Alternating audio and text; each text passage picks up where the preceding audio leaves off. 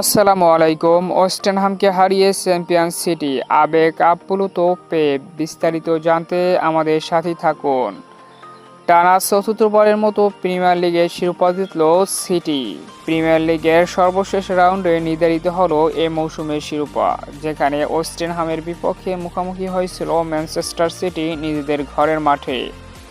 অসাধারণ এই ম্যাচে একের পর এক আক্রমণে প্রতিপক্ষকে বিধ্বস্ত করে ৩-১ গোলের ব্যবধানে জয় তুলে নেয় সিটি, যেখানে ম্যাচের ২তম মিনিটে ফোরেনের অসাধারণ ম্যাজিক্যাল গোলে লিড পায় সিটি। এরপর ১৮তম মিনিটে ডুকুর অ্যাসিস্ট থেকে গোলকে ডাবলে পরিণত করেন আবারও ফোরেন।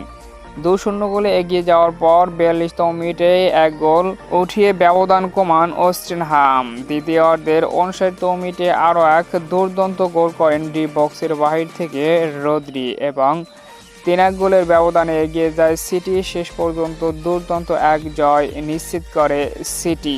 আর এই জয়ের ফলে টানা চতুর্থবারের মতো শিরোপা উঠল পেপ গার্দিওলার সিটির হাতে। আবেগ আপ্লুত কোচ। অন্যদিকে এভারটনের বিপক্ষে ২-১ গোলের ব্যবধানে জয় পেয়েও শিরোপা জেতা হলো না আর্সেনালের, যেটা খুবই দুঃখজনক। তবে অভিনন্দন সিটিকে।